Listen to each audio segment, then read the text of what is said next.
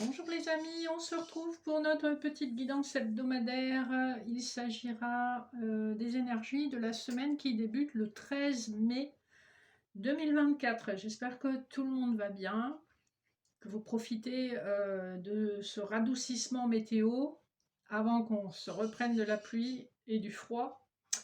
Voilà. J'espère que vous avez eu un bon pont pour ceux qui ont pu se reposer. Je vous rappelle qu'il s'agit d'une guidance générale. Faites preuve de hauteur, prenez uniquement les messages qui résonnent en vous, n'essayez pas de faire coller les messages à votre situation. Si ça ne colle pas, c'est que c'est pas pour vous. Voilà, aujourd'hui, pour le général, je vous propose des couplets avec le Béline de Gabriel Sanchez et le Rider-Waite. Pour le sentimental, des couplets comme d'habitude avec l'oracle de l'énergie et le petit Lenormand étendu, les rêves enchantés. Et enfin, en message annexe, je vous propose 3 choix avec des couplets des portes de l'intuition et de l'oracle du peuple des sages. On va démarrer avec l'énergie générale de la semaine et je vais faire tomber ou tirer une carte de la triade, qui est mon oracle chouchou. D'ailleurs, je ne sais pas s'il ne faut pas que j'en rachète un parce que les cartes commencent à être vraiment usées. Mais bon, elles sont chargées de mon énergie, donc c'est pas mal. Alors, si ça tombe pas, j'irai en chercher une ou je ferai une coupe. Et ben voilà. On a la carte de la mort qui est tombée, donc on nous parle bien de, avec en dos de deck la nécessité, on nous parle bien du besoin de mettre un terme à une situation. Qui dit mort dit renaissance, et on voit que c'est un passage obligé qui est peut-être pas très confortable, mais on voit que derrière, en fait, il y aura de nouveau de la communication, peut-être avec une personne de l'étranger. On voit que c'est une situation qui a amené de la sagesse, qui est soutenue par vos anges et qui vous permettra l'élévation. On a un dos de deck très riche, hein. Donc voilà, l'énergie, c'est cette transformation. On l'a déjà depuis quelques semaines, hein. On a une énergie de purification, de libération, de transformation, là, sur les dernières semaines. Et c'est plutôt de bon augure. Ça veut dire que vous allez ouvrir un nouveau chapitre de votre vie après une période qui n'aura pas été confortable. Je pense que les personnes qui écoutent se sentent probablement concernées. Une période qui a été vraiment longue et inconfortable à des degrés divers, mais je pense que ça a été assez dur. On va regarder les dos de deck du Rider-Waite. Qu'est-ce que nous avons? Je découvre les cartes en même temps que vous. Le 7 de bâton et le jugement. Donc il y a effectivement des conflits qui vont trouver un terme. Avec le jugement, ça peut être un nouveau départ, ça peut être une réconciliation, ça peut être la justice divine qui s'occupe de vous. Vous avez probablement été rejeté, hein, avec le 4 de coupe. Il y a l'énergie du rejet ici. Vous avez attendu après quelqu'un. Vous avez attendu qu'on vous fasse une offre et on voit que cette offre n'est pas venue, hein, puisque vous avez été rejeté. Donc on voit qu'il y a encore pas mal de conflits intérieurs et ça peut être des conflits avec une personne aussi. Avec le jugement, on est plutôt dans des énergies de renouveau. Alors, on va regarder le dos de deck du Béline. On a l'appui, hein. Donc vous avez l'appui divin et vous avez la grâce divine, hein. On a deux oiseaux extrêmement puissants ici. Vous avez l'aigle, un aigle couronné, et la grâce, c'est véritablement, c'est la carte de l'âme sœur dans ce deck. Et vous avez la Trinité divine avec le triangle qui est visible autour de l'oiseau, hein. On voit que c'est quand même, ça a été dur, hein, avec le procès, il y a une fin de situation, il y a eu ou une rupture ou une fin de contrat. Après quelque chose qui vous semblait être promis à de beaux jours, on voit que ça a été très raide et que là, enfin, vous allez recevoir un soutien et les choses sont en train d'amorcer en direction d'une énergie nouvelle. Le premier couplet, donc plutôt sur le début de la semaine, en sachant que les énergies, ça reste quelque chose de fluide, vous avez les entreprises et le page d'épée. Si vous êtes sur du général, on va dire qu'ici, on vous fait une proposition d'entreprise, une proposition professionnelle, une proposition financière. Les choses sont vraiment à leur début, mais en tout cas, on s'exprime clairement. Si c'est du sentimental, c'est un petit peu la même énergie. Vous êtes dans une énergie de début, de commencement, de recommencement, de construction. En tout cas, avec les entreprises, on construit, on a des projets. Donc, il y a des projets qui sont exprimés en début de semaine. En milieu de semaine, nous avons la découverte et le 3 de coupe. Donc ici, vous êtes en train de découvrir quelque chose ou quelqu'un sous un angle complètement nouveau, différent, ou alors vous découvrez quelqu'un de complètement nouveau. Et ça peut être lors d'une sortie, lors d'une fête, que ce soit travail ou profession. En tout cas, il y a cette notion de découvrir quelque chose qui ne vous est pas habituel. Soit c'est la situation, soit c'est le projet, soit c'est la personne. Donc il y a cette énergie de découverte en milieu de semaine. En fin de semaine, nous avons la paix et la roue de fortune. Donc là, véritablement, on nous confirme les dos de deck, on vous confirme qu'après une période très difficile, la roue tourne dans le bon sens. Il y a aussi la notion d'une accélération qui va amener un apaisement, hein. La paix, c'est une carte très spirituelle et qui parle aussi de succès. Vous voyez, il y a aussi des lauriers. Donc, vous avez un coup de pouce du destin. La fortune en anglais, c'est le destin. Donc, c'est la roue du destin qui tourne enfin en votre faveur. Donc, on a de très belles énergies, hein. On voit que ça fait quelques semaines qu'on a ces énergies de fin de cycle et de renouveau. Donc ça va arriver à des moments différents pour les différentes personnes. Soyez patient, soyez dans le lâcher-prise, faites confiance au processus, hein. De toute façon, il y a toujours un élément de surprise quand il y a ce type de changement, hein. Alors, les dos de deck pour le sentimental. Le petit Lenormand étendu, on nous parle d'une solution, d'une destinée. On trouve une solution après une période extrêmement lourde. Le 36, donc la croix, c'est la dernière carte du jeu. Vous aviez espéré un ancrage, on a été plutôt vers une rupture et une transformation. Vous avez porté votre croix et vous trouvez enfin des solutions pour que le fait de porter cette croix soit plus tolérable et plus confortable pour vous, hein. Euh, il s'agit ici aussi de garder la foi avec cette carte-là.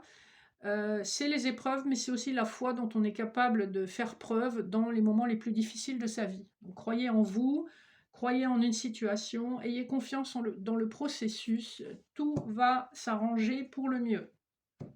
Le dos de deck de l'oracle de l'énergie, nous avons, je vous dis, c'est très spirituel ce tirage, hein. Le temple, le chemin du temple, diverses possibilités et une femme qui réfléchit, communauté, et le voyage, hein. Journée, c'est le voyage.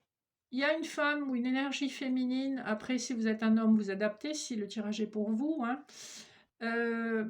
qui est entourée, mais qui a aussi l'opportunité de faire plusieurs choix. Pour moi, cette personne va faire un choix extrêmement spirituel parce qu'elle a compris que ce soit un homme ou une femme, cette personne a compris que le bon choix va la mener vers son propre épanouissement et vers son élévation spirituelle. Je pense que les personnes qui écoutent, les énergies féminines qui écoutent, que ce soit un homme ou une femme, on peut être un homme avec une énergie très féminine, avec énormément de sensibilité et d'énergie yin. Vous allez vous reconnaître comme étant très sensible à la spiritualité et comprenant que on est tous là pour une raison. Le premier couplet nous parle d'équilibre, hein. Je vous parlais d'énergie yin, équilibre yin-yang et du jardin.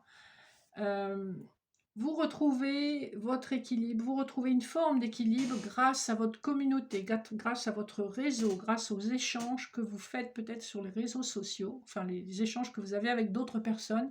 Ça vous permet d'équilibrer probablement vos émotions.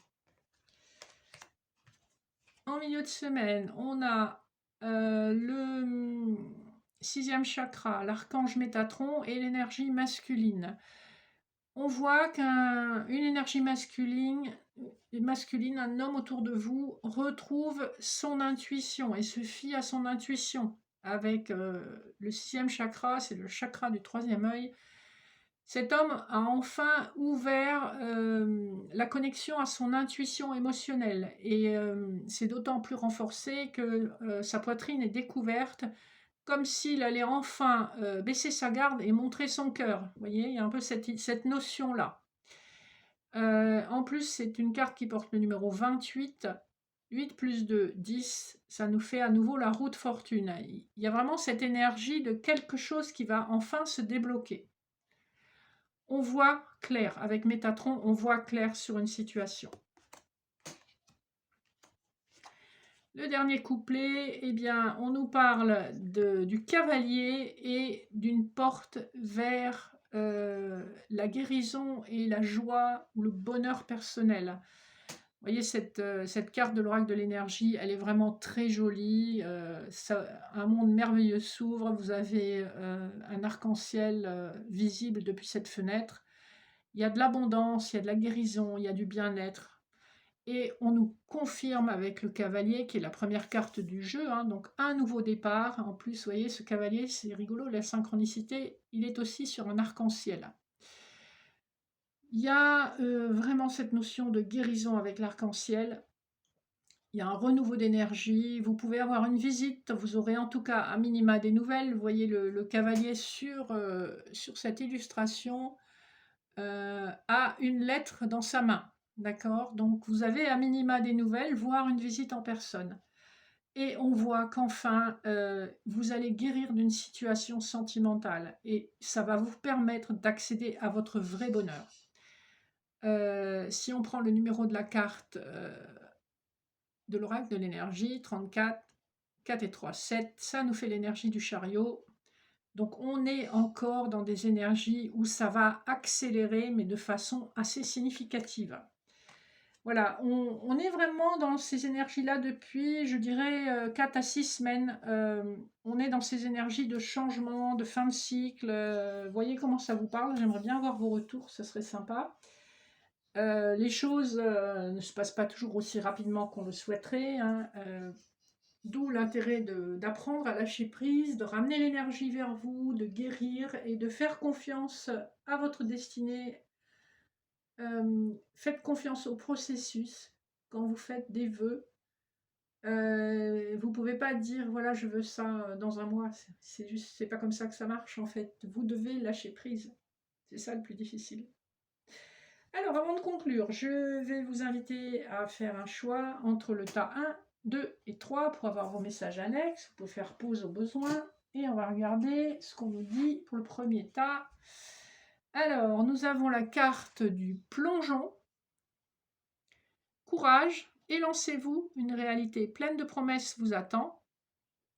Et pour l'autre jeu, nous avons le léopard qui nous parle de charisme. Je vais vous lire la signification complète.